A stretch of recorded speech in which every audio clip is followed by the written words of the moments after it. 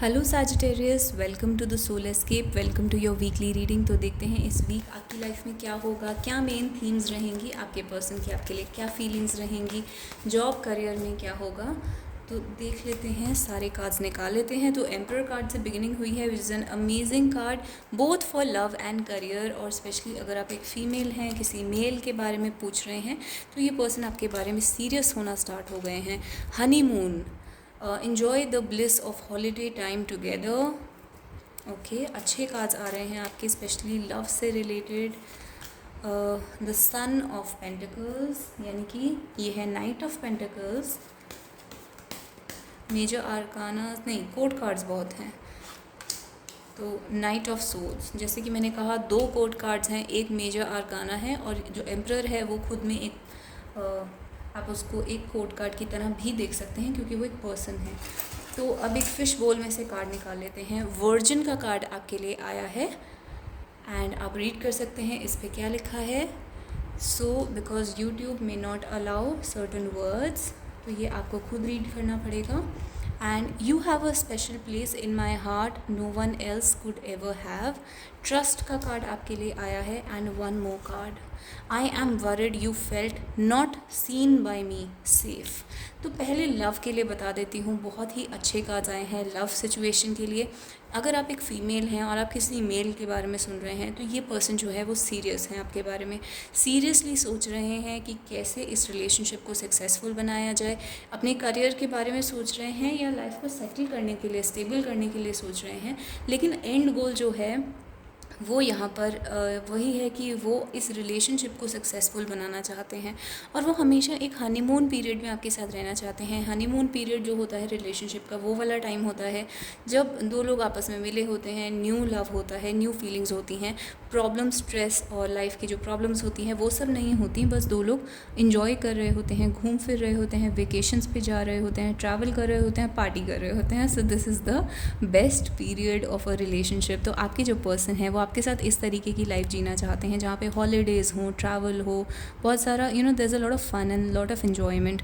तो आपके जो पर्सन है वो यहाँ पे सीरियस हैं इस लाइफ को क्रिएट करने के बारे में, और वो आपके साथ इस लाइफ को क्रिएट करना चाहते हैं, जिसके लिए उन्हें इस टाइम पर फाइनेंसेस पे ध्यान देने की ज़रूरत है। सन ऑफ पेंटिकल्स, यानी कि हो सकता है आपको बाहर से देखने में लगे कि ये तो कोई रिस्पॉन्स नहीं दे रहे, बात नहीं करे, रिएक्ट नहीं करे किसी भी चीज़ में, they are very quite and they are in their own world, but the reason for that is they are focusing on finances. Knight of pentacles जो होता है बहुत ही शांत होता है, इवन एम्परर जो होता है वो अपनी इमोशंस को नहीं दिखाता, और नाइट ऑफ सोर्ड्स जो होता है वो जब भी इमोशंस को दिखाता है तो बड़े रफ और रैश और हार्श इमोशंस होते हैं, यानी कि रूडली बात करना, एरोगेंटली बिहेव करना, थोड़ा बहुत ही हार्श टाइप का बिहेवियर हो सकता है, और सडनली कुछ भी बोल देना, तो उस टाइप का थोड़ा रूड और बैड बिहेवियर हो सकता है।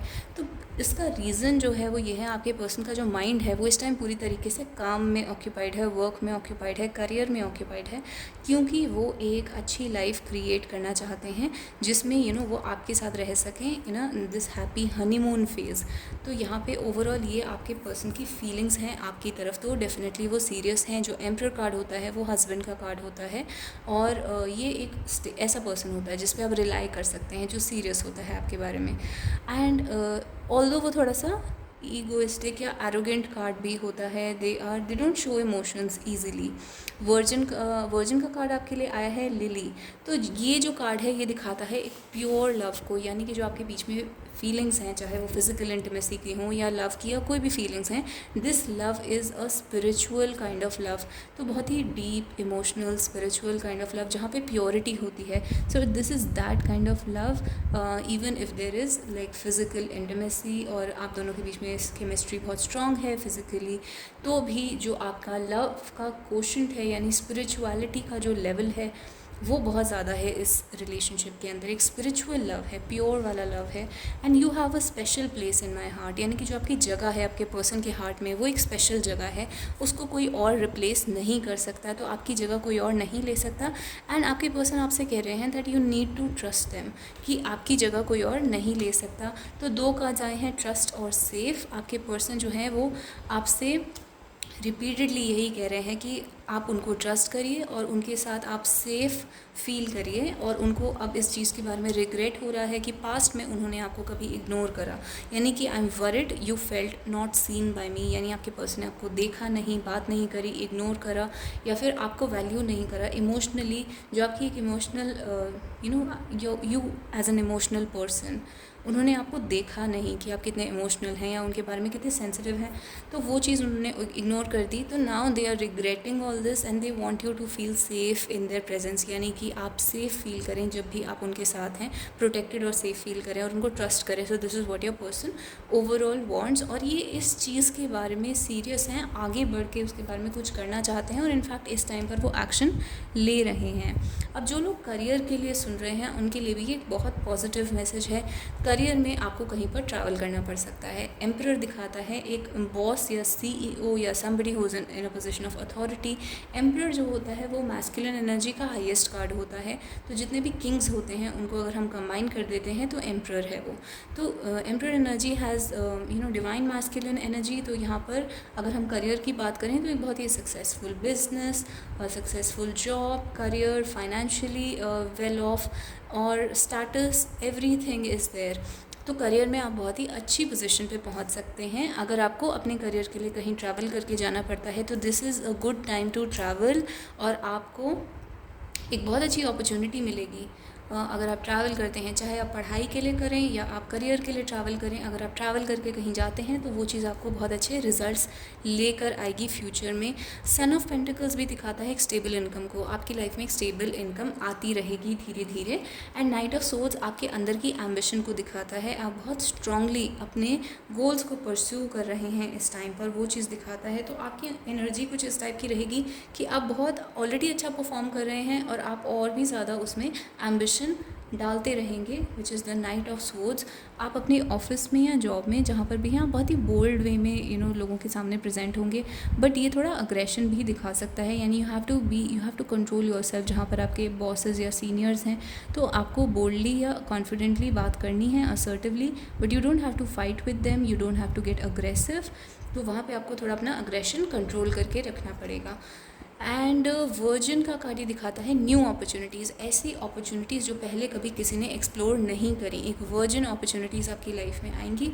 And you have to trust, okay. And आप अगर किसी ऑर्गेनाइजेशन में हैं, किसी बिज़नेस में हैं, तो आपकी जो जगह है वो बहुत स्पेशल है और उस जगह को कोई और रिप्लेस नहीं कर सकता। यानी जो आपकी जॉब स्किल्स हैं, आपके काम हैं, जो टेक्निकल नॉलेज आपके पास है वो कोई और नहीं कर सकता। तो इसीलिए आपकी जो जगह है वो बहुत स्पेशल हो जाती है इस ऑर्गेनाइजेशन के अंदर, और आप यहाँ पर सेफ़ हैं अपने करियर में, अपने फाइनेंशियल सिचुएशन में सेफ़ फील करेंगे। तो आपको लोग नोटिस करेंगे, आपके काम को नोटिस करेंगे, और आप बहुत ही सेफ़ सिचुएशन में रहेंगे financially. And this is the overall reading. अब हम कुछ इनिशियल्स निकाल लेते हैं और देखते हैं अगर ये आपके इनिशियल्स हो सकते हैं, आपके पर्सन के हो सकते हैं, या कोई ऐसी जगह, सिटी, स्टेट, कैफ़े, रेस्टोरेंट जहाँ आप अक्सर मिलते हैं उसका भी नाम इस अल्फ़ाबेट से शुरू हो सकता है। तो देखते हैं। G for God, we have R for rest, we have Q for queen, we have B for ball, we have U and C, umbrella, cat, we have J for jug, we have A for alphabet, we have O for orange, we have D for dog, we have U for umbrella, C for cat, we have I for India, we have C for cat, U for umbrella, we have W या M, तो world, monkey, दोबारा से हमारे पास R आ गया है, R for rest, R for rhinoceros, R for L आया है, L for lamp, दो और निकाल लेते हैं। तो S आया है, S for safe, और ये तीन मेरे हाथ में आ गए तो इन्हीं को ही निकाल लेते हैं। E for English, N या Z, N से नेस्ट, Z से ज़ीब्रा और M या W, तो ये पहले भी आ चुका है, मंकी, वर्ल्ड। अब रिपीट हो रहे हैं तो मैं बंद कर देती हूँ। This is your overall reading Sagittarius. So I hope you liked it. If you liked it, आप मुझे कमेंट्स में हार्ट या स्टार दे सकते हैं। Please don't forget to subscribe to the channel and like the video and keep coming back for these weekly readings, जिसमें हम आपकी लव और करियर लाइफ डिस्कस करते हैं। और आप अपने क्वेश्चंस भी मुझसे कमेंट सेक्शन में पूछ सकते हैं, जिस पे मैं बाद में वीडियोज़ बनाऊँगी। So and also I am going to make a third party reading. एक थर्ड पार्टी रीडिंग बहुत जल्दी आपके सामने आने वाली है, तो stay tuned and keep coming back to the channel. I love you guys and I will see you in the next video. Till then bye bye and take care.